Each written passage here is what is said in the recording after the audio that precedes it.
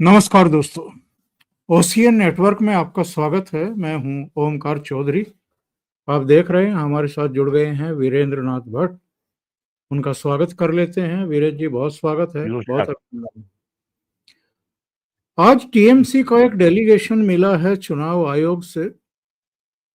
इधर राहुल गांधी और उनकी पार्टी के नेताओं का भी लगभग वही सुर है। और अखिलेश यादव कानपुर में थे, मीडिया से बात कर रहे थे। उन्होंने जो कहा है उसका भी मतलब वही है जो टीएमसी और कांग्रेस का है। इन तीनों दलों ने कहा है कि जल्दबाजी क्या है, एसआईआर की समय अवधि बढ़ा क्यों नहीं दी जाती है। तो ये लोग समय अवधि क्यों बढ़वाना चाहते हैं। और एक और खबर मेरे सामने आई, ये भी जरा दर्शक देख लें। ये अखिलेश यादव हैं जो एसआईआर फॉर्म पर सिग्नेचर कर रहे हैं। जब इतने व्यस्त नेता के पास समय है एसआईआर फॉर्म पर सिग्नेचर करने का, तो फिर ये पब्लिक को ये क्यों समझ रहे हैं कि पब्लिक सजग नहीं है, सतर्क नहीं है, या वो समय से अपने फॉर्म जमा नहीं करेगी, या सरकारी तंत्र या चुनाव आयोग का पूरा तंत्र जो है वो इतना लापरवाह है कि जो एक डेडलाइन दी गई है उसमें वो अपना काम पूरा नहीं कर पाएगी। जी। देखिए, सवाल ये है कि नाक सीधे ना पकड़ के घुमा के पकड़ी जा रही है। बिहार के चुनाव के बाद और बिहार में एसआईआर की सफलता के बाद चुनाव हुआ। एसआईआर वहां पे पूर्वक लागू हो गया। उसके बाद चुनाव हुआ और एक व्यक्ति ने शिकायत नहीं की और 65 लाख लोगों के नाम काटे गए और करीब 20 या 30 लाख लोगों के नाम जोड़े गए। तो 65 लाख लोगों ने विरोध नहीं की, 65 लोगों ने विरोध नहीं किया, यानी एसआईआर को वैधता प्रदान कर दी बिहार के मतदाताओं ने। और और जो वोटर टर्नआउट था वो भी अब पिछले 30 सालों में सबसे अधिक था। लगभग 9% महिलाओं ने अधिक वोट किया पुरुषों से। तो अब सवाल ये है कि बाल की खाल कैसे निकाली जाए। और और अब दूसरा खतरा ये हो गया है कि एसआईआर के सबसे जो भयानक परिणाम आएंगे ममता बनर्जी के लिए, ये बात अब लगभग सिद्ध हो गई है बंगाल में। जिस तरीके से ममता बनर्जी रोज नए टेंट्रम थ्रो कर रही हैं, रोज नए नाटक कर रही हैं, देश हिल जाएगा, देश में आग लग जाएगी। तो जब नेता इस तरह की ममता बनर्जी ऐसी अनुभवी नेता जिनके पास स्ट्रीट पॉलिटिक्स का, सड़क की राजनीति का पिछले 30-35 साल का अनुभव है, 35 साल से कम नहीं है, 15 साल से वो मुख्यमंत्री हैं और वो लड़ करके उन्होंने अपनी पार्टी बनाई, लड़ करके उन्होंने सीपीएम से सत्ता वापस ली, अपनी जान पे खेल के सत्ता वापस ली। आपको याद होगा 95 में कितनी जबरदस्त पुलिस फायरिंग हुई थी कलकत्ता में, उसमें ममता बनर्जी की जान पे बनाई थी और मरते मरते बची थी वो, और कई लोग मर गए थे।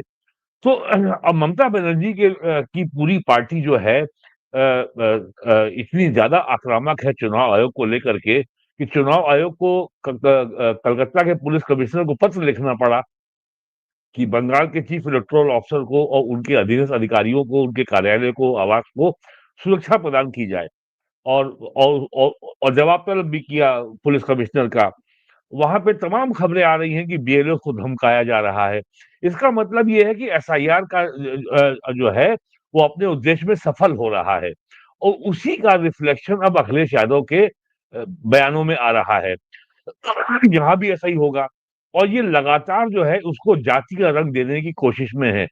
और एसआईआर के पहले बोलते थे कि साहब पीडीए के लोगों को इस काम में हटा लिया गया है, इस काम में नहीं लगाया गया। ये बात तो वो पिछले कई सालों से कह रहे हैं कि पिछड़ा दलित अल्पसंख्यक वर्ग के लोगों को नहीं लगाया गया है। और यूपी में जितने बीएलओ की मौत हुई है भिन्न भिन्न कारणों से, या आत्महत्या कर ली है या हार्ट अटैक हुआ है, वो सारे लोग पीडीए के ही हैं। तो अब सवाल ये कि बिहार के चुनाव ने जाति की राजनीति को विदाई दे दी है। जाति की राजनीति को कैसे जिंदा रखा जाए और डिलीवरी के आगे जनता की कल्याणकारी योजना में जनता को लाभ देने का जो कार्यक्रम केंद्र सरकार का बीजेपी का है, वो जाति की राजनीति को वो बहुत भारी पड़ रहा है। तो और अगर उस पे एफआईआर हो गया, तो और अगर बंगाल में एफआईआर के बाद चुनाव हुए, जैसे बिहार में हुए हैं और बंगाल में भी वैसे ही होंगे, तो फिर यूपी में क्या होगा? अब यूपी में चुनाव है 27 में। आप देखिए ममता बनर्जी के लोगों में कितनी ज़्यादा हताशा है कि इस हफ्ते के शुरू में पत्र लिखा टीएमसी ने कि हम आपसे मिलना चाहते हैं। चुनाव आयोग ने कहा कि 5 लोगों का ऑथराइज्ड डेलीगेशन आके हमसे मिल सकता है। तो टीएमसी ने इसको ही मुद्दा बना लिया, नहीं हम 10 लोग आएँगे, हम 10 एमपी आएँगे। कहा ठीक है 10 आ जाइए। अब क्यों 10 पांच एमपी क्यों आए नहीं? अपनी बात 5 आदमी क्यों नहीं रख सकते चुनाव आयोग के नहीं, सामने? नहीं उन्होंने कहा कि चुनाव आयोग को ये अधिकार नहीं है कि वो हमारे डेलीगेशन के सदस्यों की संख्या तय नहीं कर सकता। तो भाई ठीक है, कहा 10 आ जाइए। तो 10 लोग आज मिलने गए, 2 घंटे बातचीत हुई। अब उन्होंने क्या शिकायत की, क्या राहत लेने गए थे, क्या राहत मिली, क्या नहीं मिली, इसकी अभी जानकारी मेरे पास नहीं है। तो अब ये राष्ट्रीय स्तर पे ये कोशिश हो रही है कि ये ना लगे कि केवल राहुल गांधी एसआईआर से लड़ रहे हैं, केवल कांग्रेस लड़ रही है। अब टीएमसी भी लड़ रही है, अखिलेश यादव भी लड़ रहे हैं और डीएमके के स्टालिन भी लड़ रहे हैं।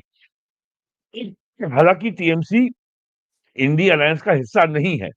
और आपको मालूम ही है कि एसआईआर को लेकर के जो बिहार में हुआ था, उस पे लगातार पिछले 4 महीनों से सुप्रीम कोर्ट में जुलाई 27 से लगातार सुनवाई चल रही है। कल तक सुनवाई हुई है। और अब उसमें जो है बिहार के चुनाव के बाद उसमें तमिलनाडु की सरकार डीएमके भी आ गई है, उसमें केरला की सीपीएम भी आ गई है, टीएमसी भी आ गई है और पश्चिम बंगाल की प्रदेश कांग्रेस कमेटी भी आ गई है। और अब और सुप्रीम कोर्ट के सामने अब ये स्पष्ट हो गया है कि अपोजिशन के पास, एसआईआर का विरोध करने वालों के पास जो सारे तर्क और तथ्य थे वो सब अब खत्म हो चुके हैं। उनके आर्गुमेंट्स एग्जॉस्ट हो चुके हैं। अब उनके पास नया कहने को कुछ नहीं है। फिर भी जरा सुप्रीम कोर्ट सुनवाई अभी कर रही है। तो ये जरा सुन हताशा है। लेते हैं, जी, सुन लेते हैं। जी, आप जी, कह रहे हैं जी, इनके जी। पास कोई तर्क नहीं है, तो अखिलेश यादव को सुन लेते हैं और उसके बाद जगदम्बिका पाल ने क्या इस पर टिप्पणी की है वो भी सुन लेते हैं, दर्शक भी सुने। इसलिए जरूरी है तो सरकार को उसकी पूरी तैयारी करनी चाहिए। एसआईआर इसलिए हो कि सबका वोट बन जाए। एसआईआर इसलिए नहीं हो कि हमारे चिन्हित करके समाजवादियों के वोट काटे जाए। और आपने बीएलओ को ट्रेनिंग नहीं कराई। कई बीएलओ जो मेहनत कर रहे हैं उनको समय नहीं दिया गया। एसआईआर अगर सरकार करना चाहती है तो सबसे पहले समय बढ़ाना चाहिए। आखिरकार जल्दीबाजी क्या है? क्या प्रधानी का भी चुनाव एसआईआर से होना है जिसकी जल्दीबाजी है?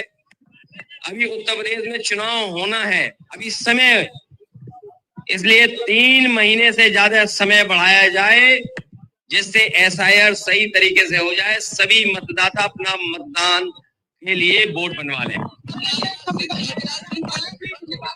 वैसे मैं इनका एक और बयान आपको सुनवाता हूं जिसमें ये कह रहे हैं कि 3 करोड़ मतदाताओं के नाम काटने की तैयारी हो रही है।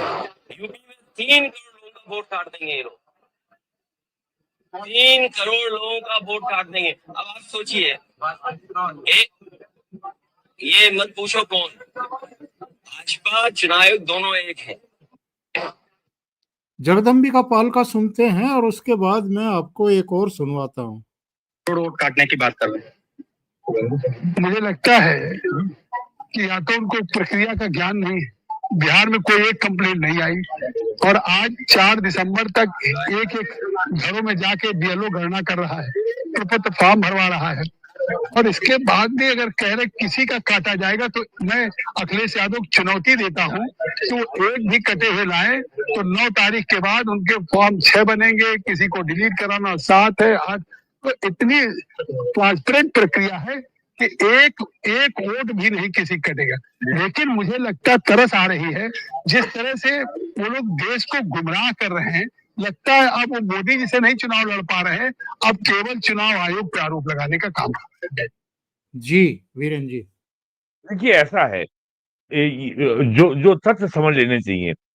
प्रत्येक बीएलओ के पास औसतन 1200 वोटर हैं। उसको 4 नवंबर से 4 दिसंबर यानी 1 महीने के बीच में उन सारे वोटर्स को इन्यूमरेशन फॉर्म देना है और वो फॉर्म लेकर के वापस उसको जो है अपने इलाके के ईआरओ को जमा करना है और उसकी डाटा एंट्री करनी है। ये आपने देखा होगा कि जब कभी भी कोई मामला कोर्ट ऐसा उठता है विधानसभा में या संसद में, जो मामला न्यायालय में विचाराधीन है, तो सरकार हमेशा ये कहती है कि ये मामला सब जुडिस है, इसके ऊपर चर्चा नहीं कर सकते, क्योंकि संविधान में सेपरेशन ऑफ पावर का सिद्धांत है। न्यायपालिका अलग है, कार्यपालिका अलग है, विधायिका अलग है, और कार्यपालिका से ये अपेक्षा नहीं की जाती कि वो न्यायपालिका के ऊपर टिप्पणी करेगा। उसी तरीके से एक चुनाव आयोग एक संवैधानिक संस्था है जो कार्यपालिका के नियंत्रण से मुक्त है, तो सरकार से ये अपेक्षा नहीं की जाती कि वो चुनाव आयोग के ऊपर टिप्पणी करे। ये लगातार चुनाव आयोग और BJP government, NDA government Delhi को एक बता रहे हैं। नहीं, यानी कुल मिलाकर सरकार तो टिप्पणी कर ही नहीं रही, ये तो सरकार से मतलब ही नहीं है, विपक्षी दल कर रहे हैं। और टीवी चैनल डिबेट्स में भी ये कहते हैं कि चुनाव आयोग को बीजेपी डिफेंड कर रही है। बीजेपी बिल्कुल डिफेंड नहीं कर रही है, लेकिन बीजेपी एक जो कि सत्ताधारी दल है, तो ये उसकी जो है जिम्मेदारी बन जाती है कि वो ये झूठे प्रचार को रोके और जनता के सामने सही तथ्यों को रखे। तो ये जो और ये जिस तरीके से पूरे मामले को रख रहे हैं, उससे लग रहा है कि जैसे कि मतदाता सूची में नाम काटना जोड़ना ये कोई खेल है। खेल नहीं है। रिप्रेजेंटेशन ऑफ पीपुल्स एक्ट 1950 में पूरी प्रक्रिया लेट डाउन है। हर चीज के लिए एक प्रोफार्मा है, और ये उसमें लिखा हुआ है कि ये प्रोफार्मा आरपी एक्ट के अधिनियम के किस सेक्शन और किस सबसेक्शन का हिस्सा है, और इसके लिए हर जिले का जो डिस्ट्रिक्ट इलेक्शन ऑफिसर है यानी डिस्ट्रिक्ट मजिस्ट्रेट है, वो जिम्मेदार होगा। और 1991 में टीएन सेशन के आने के बाद पिछले 35 सालों में चुनाव आयोग के कार्य में जितनी ज्यादा निष्पक्षता, पारदर्शिता और जवाबदेही आई है, अब आप गड़बड़ कर ही नहीं सकते। पूरे देश में आप किसी भी ऐसे व्यक्ति से पूछ लीजिए, किसी रिटर्निंग ऑफिसर से, वो आपको बता देगा कि ईवीएम के जरिए चुनाव में गड़बड़ नहीं हो सकती। आपको याद है अरविंद केजरीवाल 10 साल ये चुनौती देते रहे और चुनाव आयोग ने कहा कि आप आइए हमारे कार्यालय में मशीन को लेके आइए, मशीन आपको हम देंगे, आप अपनी ले आइए और हमारे सामने उसको हैक करके दिखाइए। 10 साल में आज तक कोई ये कर नहीं पाया। तो कुल मिलाकर के जो संवैधानिक संस्थाओं के प्रति सरकार के प्रति जो जनता में विश्वसनीयता है, सरकार की जो विश्वसनीयता है, संवैधानिक संस्थाओं की जो विश्वसनीयता है, उसको कैसे इरोड किया जाए, उसे कैसे कम किया जाए, सरकार के पास कैसे के प्रति कैसे जनता में असंतोष भड़काया जाए, लोगों को सड़कों पे आने पे मजबूर किया जाए। और राहुल गांधी के शब्दों में जेन जी आजकल वो बहुत बोल रहे हैं। अब उनको लग रहा है कि नेपाल में हो गया है, श्रीलंका में हो चुका है, तो यहाँ भी कुछ हो जाएगा। तो कुल मिलाकर के दंगा भड़काना है, बवाल कराना है, पूरे देश में जो है राजनीतिक अस्थिरता लानी है। और दूसरी समस्या ये इसलिए भी बढ़ गई है कि जनता के में अगर गुस्सा भड़कता है तो वो केवल मुद्दा होता है इन्फ्लेशन का, महंगाई का। मनमोहन सिंह के जमाने में इन्फ्लेशन 7 से 12% था। जी। नवंबर 2025 में जो इन्फ्लेशन है वो मात्र 0.25% है। अक्टूबर में 1.25% था। आज तो जो नए आंकड़े आए हैं, जीडीपी 8% से ऊपर रन कर रही है साहब। जीडीपी 8% से ऊपर रन कर रही है। तो जब इन्फ्लेशन नहीं है तो जनता में सरकार के खिलाफ असंतोष भड़काना असंभव हो जाता है। और जिस तरीके से जीएसटी में टैक्स स्लैब में चेंज किया गया है, टैक्स कम हुआ है, उसका भी असर बाजार में देखने को मिल रहा है। आपने देखा अक्टूबर के महीने में रिकॉर्ड सेल हुई है। आपने आज देखा होगा अखिलेश यादव का जाति की राजनीति पर सीधे सीधे उतर आए हैं। इनका एक वीडियो सुन लेते हैं। हमारा भी कर दो इसमें।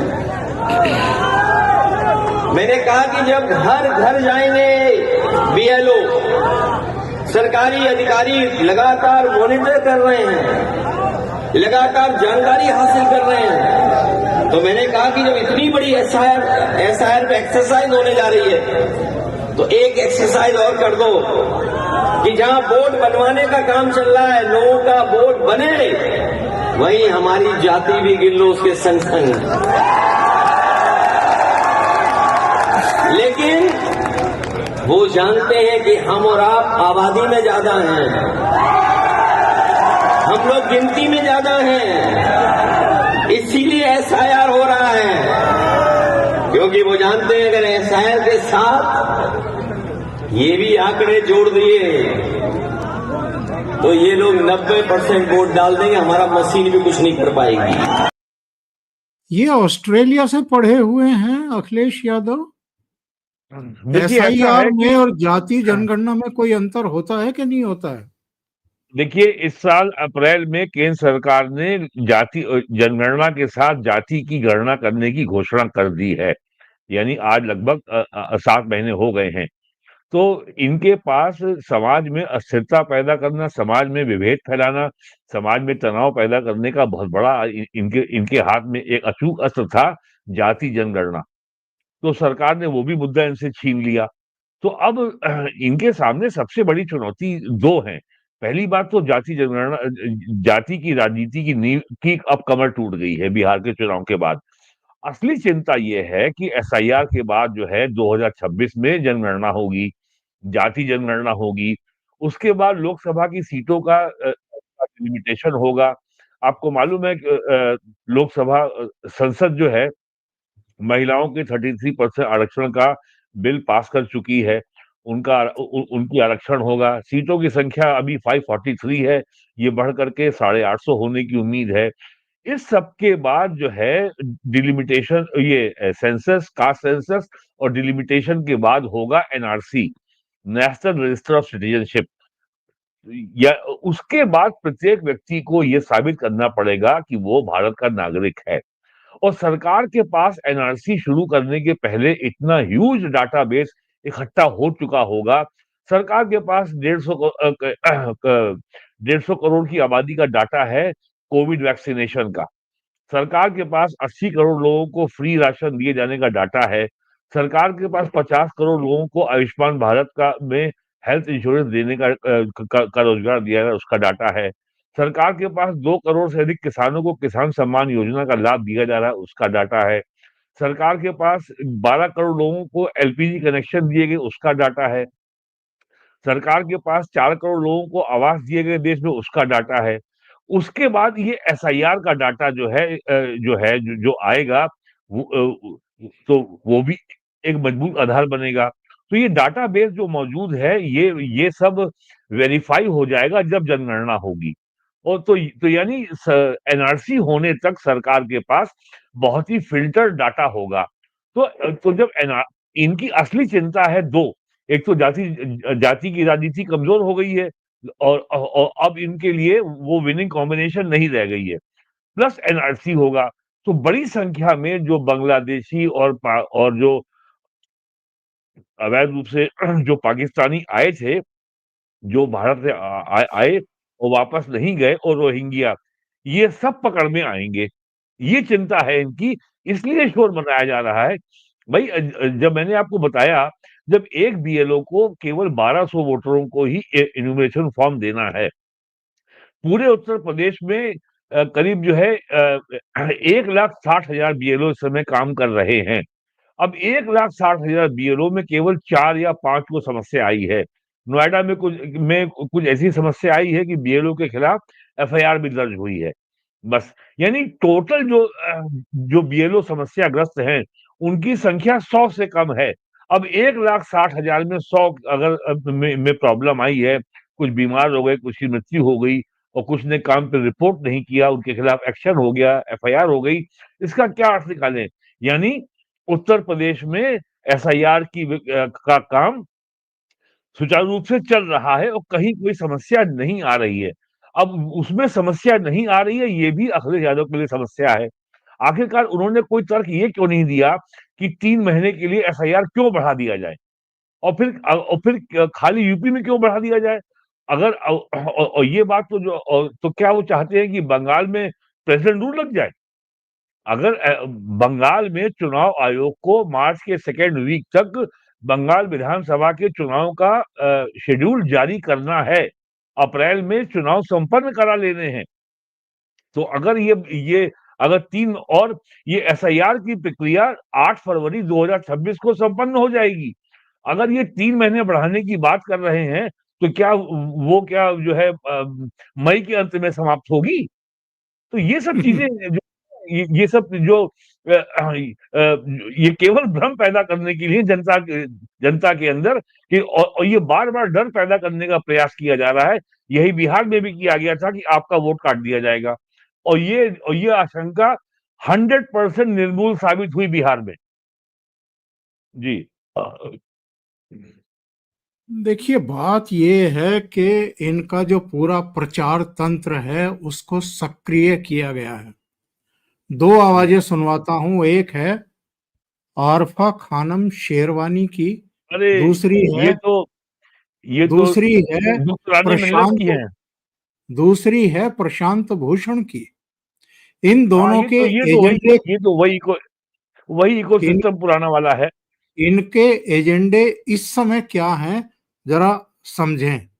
सीमा, मैंने उन चीजों को, उन बातों को पढ़ा है। आपने देखा है कि कैसे जो पत्रकार थे वो कार सेवक बन गए थे 1992 में। आज जो मैंने पढ़ा था, आज मैं खुद देख रही हूँ, वो कार सेवकों की जरूरत नहीं है, लेकिन भक्तों की तरह वहां जा रहे हैं, पत्रकारों की तरह नहीं जा रहे हैं। हिंदी मीडिया तो खासकर बिना किसी झिझक के हिंदू मीडिया बन चुका है। बाकायदा मैं देख रही हूँ उन एंकरों को जो अक्सर कोट पैंट पहन के आती हैं स्टूडियो में, अभी वो तिलक विलक लगा के भगवा कपड़े पहनकर बाकायदा जो पढ़ रही हैं, गीता के श्लोक पढ़ रही हैं, और वहां पर भक्ति भजन सब कुछ हो रहा है। मतलब ये समझिए इस तरह से हो रहा है कि देखना और सुनना भी बहुत मुश्किल लग रहा है कि आखिर इस वक्त को जिया कैसे जाए, आखिर इस वक्त को काटा कैसे जाए। और ऐसा नहीं है कि हम ये 3 लोग इन 3 खिड़कियों में सिर्फ हम परेशान हैं। बहुत सारे ऐसे लोग हैं जिनको इस वक्त समझ में नहीं आ रहा, जिनके पास ऐसा प्लेटफॉर्म नहीं है जहां 3 लोग भी बैठ के बात कर सके और उसे कुछ हजार लोग सुन सके, जिनको समझ नहीं आ रहा कि इनकी पीड़ा समझ में आ रही है आपकी? इनका मुहर्रम चल रहा है इस समय। छाती पीट रही हैं बैठ करके। हमने तो कोई एंकर नहीं देखा जो माथे में तिलक लगाए हुए हो। आपने वो देखा मैं क्या? कहता हूं कि अगर लगा करके वो आया भी है तो तो इसमें सामान्य इनको बात क्या है। परेशानी है? बिल्कुल नहीं। इनको क्या परेशानी होनी चाहिए और क्यों होनी चाहिए? ये हैं कौन इस तरह की ऑब्जेक्शन खड़ा करने वाली कि साहब होली दिवाली पर कोई कैसी एंकर क्या ड्रेस पहन करके आ रही है, या अगर राम जन्मभूमि से रिलेटेड कोई लाइव होने वाला है तो वो कैसे आई है या कैसे लोगों से बात कर रही है। इनसे सर्टिफिकेट लेना पड़ेगा क्या अब बिल्कुल देश भाई। के मीडिया को और एंकर्स को और संपादकों को? भाई कांग्रेस के जमाने में था ऐसा ना। और जरा देखिए क्या अफवाह फैला रहे हैं प्रशांत भूषण। जी। वो कहते हैं कि 6 बजे के बाद जब वोटिंग खत्म हो गई उसके बाद 5% और वोट पड़ गए। अब लोग देखना चाहते हैं कि कैसे पड़ गए 5% वोट 6 बजे के बाद, कैसे पड़ गए, कौन लोग थे जो लाइन में लगे हुए थे वगैरह, उनका भी नहीं बताना चाहते। तो क्लियर है। देखिए, ये तो अब सब पूरा देश समझ गया है कि इलेक्शन कमीशन जो है बिल्कुल बीजेपी के एजेंट की तरह काम कर रहा है। ये सुप्रीम कोर्ट के वकील हैं तो सुप्रीम कोर्ट क्यों नहीं गए ये इस मुद्दे को लेकर के? यहाँ मीडिया में इस तरह का वीडियो क्यों बना रहे हैं? इनको तो इन्होंने भी आर्गुमेंट किया। ये भी वकील हैं एडीआर के वकीलों में। इन्होंने बहुत सारी बातें, सुप्रीम कोर्ट में वकील हैं ये। देखिए, राहुल गांधी हो, अखिलेश यादव हो, या प्रशांत किशोर हो, या दुख्तराने मिल्लत की सदर आरिफा खानम हो, सबकी लाइन लेंथ एक ही है कि संवैधानिक संस्थाओं के खिलाफ जनता में अविश्वास पैदा करो। संवैधानिक संस्थाओं में इनकी जो कानूनी संवैधानिक वैधता है उसको चुनौती दो, इनकी साख को गिराओ। बस एक लाइन है, और ये साफ शब्दों में कहें, ये 4th जनरेशन ऑफ वॉरफेयर है कि स्टेट को कैसे इरोड करो, स्टेट के खिलाफ संवर्धन करो, जैसा कि नेपाल में हुआ और जैसा कि जो जो आज से 10 साल पहले जो अरब स्प्रिंग हुआ था, जिसमें कई अरब अरब देशों की सरकारें गिर गई थी और देश में सोशल मीडिया के जरिए एक अनरेस्ट, एक असंतोष और गुस्सा इंजीनियर किया गया, मैन्युफैक्चर किया गया और पश्चिम एशिया के अनेकों देशों में सरकारें बदल गई। यही यही हो चुका है साउथ अमेरिका देशों में भी, और वही और लगातार पिछले 10 सालों से भारत में यही करने का प्रयास हो रहा है, चाहे किसान आंदोलन हो, चाहे नागरिकता कानून को लेके आंदोलन हो और अब चाहे एसआईआर हो। और आप देखिएगा इससे बड़ा आंदोलन तब होगा 2027 में, जब देश में लोकसभा सीटों का डिलिमिटेशन होगा, परिसीमन होगा। आप तैयार रहिए, इससे बड़ा आंदोलन होने जा रहा है। ये लोग चुप बैठने वाले नहीं है, क्योंकि इनको मालूम है कि अगर 29 में भी हमें कुछ नहीं मिला तो फिर जो है हमारा भविष्य बिल्कुल हमारे आगे अंधेरा ही अंधेरा है, फिर कुछ बचेगा नहीं। और इनके हाथ में जो अब जो झूठे प्रचार के चलते कि संविधान खत्म, आरक्षण खत्म और इनको 100 सीटें ये आपके इंडिया अलायंस के को कुल सीटें मिल गई लगभग 240-50 के बीच में, तो उससे इनके हौसले बुलंद हो गए थे और इनको अब लग रहा है कि अगर ये झूठ का खेल अगर अब नहीं चला तो फिर अंधेरा ही अंधेरा है। तो ये आपको तो एसआईआर की लड़ाई जो है, ये बिल्कुल लाइफ एंड डेथ की लड़ाई है इस समय समाजवादी पार्टी के लिए, तृणमूल कांग्रेस के लिए और कांग्रेस के लिए। फ्रस्ट्रेशन आपको इस समय चरम पर दिखाई नहीं दे रहा है क्या? हर घर से हिड़मा निकलेगा वालों से राहुल गांधी मुलाकात करते हुए दिखाई दिए। प्रशांत भूषण एक अलग ही राग अलाप रहे हैं और कह रहे हैं कि चुनाव आयोग बीजेपी के नौकर की तरह काम कर रहा है। इसके अलावा जो ये आज GDP growth rate, Raghuram Rajan ने क्या कहा था 2022 में राहुल गांधी के साथ बैठ करके कि भाग्य से ही 5% तक पहुंचेगी और इससे ज्यादा जीडीपी ग्रोथ रेट दिखाई नहीं दे रही। आज 8% है और 7% के आसपास तो हमेशा रही है। तो ये टीएमसी, एसपी, कांग्रेस सब एक सुर में और इनका पूरा इकोसिस्टम सक्रिय है। लेकिन इन सब के बीच में आपको ऐसा नहीं लगता है कि जो वंशवाद है वो चाहे लालू का है, चाहे गांधी नेहरू परिवार का है, चाहे आपका मुलायम सिंह का है, या मैं तो अब कहूंगा ममता बनर्जी को भी। ममता बनर्जी अब अभिषेक बनर्जी को आगे कमान सौंपेंगी तो वहां भी वंशवाद शुरू हो चुका है। तो वंशवादियों का बहुत बुरा हाल हो चुका है मौजूदा राजनीति में, मौजूदा दौर में। देखिए ऐसा है, समाजवाद के बारे में कहा जाता है कि यदि समाजवाद नहीं होता तो गरीब का क्या होता। तो इसका सीधा जवाब ये है कि अगर समाजवाद नहीं होता तो गरीब होता ही नहीं, गरीब ही नहीं होता। वो आपको लूट करके आपको फ्री देने का वादा करता है और अल्टीमेटली वो आपको ही लूटता है। जैसा कि अभी देखिए ब्रिटेन में जो टैक्स लगाया गया है इनहेरिटेंस का, तो अब वहां पे हजारों लोग जो है देश छोड़ छोड़ के भाग रहे हैं अपने, कि भैया अब हमें ब्रिटेन में नहीं रहना है। हजारों की संख्या में किसान बिल्कुल यूपी, इसमें तो पानी दो, इधर पानी, हजारों की संख्या में किसान जो है बिल्कुल टिकैत की तर्ज पर लंदन की सड़कों पे ट्रैक्टर लेके इकट्ठा हो गए हैं। तो इस समय जो हो रहा है, प्राइम मिनिस्टर मोदी की जिस राह पे चल रहे हैं उसको साधारण शब्दों भाषा में ऐसे समझ सकते हैं कि जब आपका कंप्यूटर धीमे चलता है तो आप उसकी फॉर्मेटिंग करते हैं। फॉर्मेटिंग करने के बाद तमाम जो गार्बेज फाइल होती हैं, जंक फाइल होती हैं, वो निकल जाती हैं और कंप्यूटर आपका फिर से सामान्य हो जाता है। तो इंडियन पॉलिटिकल सिस्टम की, चाहे वो जीएसटी हो, चाहे वो नोटबंदी हो, चाहे वो इंसॉल्वेंसी बैंकरप्सी कोड हो, चाहे बैंकों को बिल्कुल पूरी आजादी देना हो या पब्लिक सेक्टर को पूरी आजादी देना हो, उसमें पॉलिटिकल इंटरफेरेंस रोकना हो, एसआईआर हो, सीए हो, किसान कानून हो और अब उसके बाद जो है ये एनआरसी हो, ये सारा का सारा इंडियन पॉलिटिकल सिस्टम को रिबूट किया जा रहा है, फॉर्मेटिंग हो रही है। तो ये जो आपका जो एंटाइटल्ड क्लास है, ये वंशवादी पार्टियों का, जिन्होंने जो ये मान के चलते हैं कि उनका तो सत्ता पे बने रहना उनका मूल अधिकार है। राहुल गांधी हो, चाहे वो टीएमसी हो, चाहे समाजवादी पार्टी हो, या तमिलनाडु की स्टालिन की डीएमके हो, सबका यही है। तो इनकी जो बुनियाद है, इनकी जो नींव है, वो हिल रही है। बिहार ने तो उसको बहुत तगड़ा झटका दिया है। अब अगला झटका बंगाल में आने वाला है। ये सब इसलिए हो रहा है, और ये अगले लोकसभा चुनाव तक आप देखिएगा, ये जी शोर ऐसे चलेगा, ये शोर थमने वाला नहीं है। जी भट्ट साहब, ये आप समझ लीजिए, ये शोर थमने वाला नहीं है। और सबसे बड़ी समस्या ये है कि नेहरू से लेकर के मनमोहन सिंह तक जनता को जो है, ये फ्री, ये फ्री, ये फ्री, ये फ्री आपने दिया। सरकार ने कहा कि हम कुछ फ्री नहीं देंगे। सरकार ने इकोनॉमी का साइज बढ़ाया, सरकार ने रेवेन्यू का साइज बढ़ाया, सरकार ने ओवरऑल इकोनॉमी का साइज बढ़ाया और रेवेन्यू बढ़ाया। उसके बाद जनता को वन टाइम फ्री फैसिलिटी दिया है।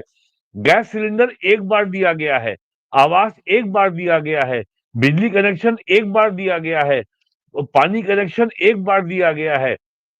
और जब सरकार के पास रेवेन्यू बढ़ेगा और सरकार की योजनाओं से अगर जनता के हाथ में परचेजिंग पावर आएगी, तो इन्फ्लेशन कंट्रोल रहेगा, यानी मनी सप्लाई कंट्रोल रहेगी। अगर पिछले 8 सालों में केंद्र सरकार ने 45 लाख करोड़ रुपए जनता के खाते में सीधे भेजे, तो इसका मतलब सरकार ने पहले अपनी आय बढ़ाई, फिर पैसा भेजा। ये नहीं है कि सरकार ने जो है मार्केट से लोन लिया और आपको दे दिया। अगर मार्केट से लोन लेंगे तो कल उसको अदा भी तो करना पड़ेगा। तो ये जो हुआ है, और ये जो और जो इकोनॉमी के दो ही मॉडल होते हैं, bottom up and top down. तो बॉटम अप अगर आप करेंगे, जो दीनदयाल उपाध्याय की फिलॉसफी है, अंत्योदय, अंतिम व्यक्ति का उदय, वही तो प्राइम मिनिस्टर मोदी कहते हैं कि 25 करोड़ लोगों को गरीबी की रेखा के ऊपर उठाया गया। और जितने लोगों को जो मैंने भी 8 योजनाओं का मैंने नाम दिया, आवास है, बिजली है, एलपीजी है, इनको योजनाओं का अगर लाभ मिला है, तो इन योजनाओं के लाभ के पहले वो पहले भी तो अपने जीवन यापन के लिए कुछ कर रहे होंगे। तो यानी ये योजनाओं ने उनके इकोनॉमिक स्टेटस में, उनकी इनकम में कुछ ऐड किया है, वो इसी पहले से बेहतर हुई है। अब जैसे चाइना की सबसे बड़ी उपलब्धि ये है कि चाइना के शहरों में 90% लोग अपने निजी मकान में रहते हैं। भारत में क्या स्थिति है, दिल्ली में क्या स्थिति है, एनसीआर में क्या स्थिति है, कितने परसेंट लोगों के पास अपने मकान हैं? तो अभी हमें बहुत लंबा रास्ता तय करना है। ऐसा नहीं है बिल्कुल। कि we have a long way to cover. तो अगर इन्फ्लेशन नहीं रहेगा, तो जनता में गुस्सा भड़काना, जनता को सरकार के खिलाफ लामबंद करना, गोलबंद करना लगभग असंभव हो जाता है। ये समस्या है। और इस बीच में बिहार में जाति की राजनीति कमर टूट गई। जाति की राजनीति में है, जो अभी वो बोल रहे थे कि हम 90 हैं, वो 10 हैं, तो इस तरह की राजनीति से अब लोग बहकावे में आने वाले नहीं हैं। और जाति मृग मरीचिका है। लोगों ने 35 साल देख लिया और 10 साल मोदी का देख अहीर लिया। लोगों को अंदर अहीर समझ में आ गया। अहीर रेजिमेंट की बात करते हैं, फरहान अख्तर की फिल्म देखने के लिए जाते हैं, पूरी तरह जातिवादी राजनीति पर उतर आए हैं। लेकिन 3 दिन पहले अयोध्या में धर्म ध्वजा फहराने वाले प्रधानमंत्री नरेंद्र मोदी आज गोवा में थे, तो वहां एक 77 फुट ऊंची प्रभु राम की मूर्ति का अनावरण किया है। बस आखिर में उस सीन को देख लेते हैं और फिर कार्यक्रम की समाप्ति करेंगे। का विशेष डाक टिकट जारी करेंगे, एक स्मारक सिक्का भी जारी करेंगे और यहाँ उपस्थित जनसमूह को संबोधित करने का भी प्रधानमंत्री का कार्यक्रम है।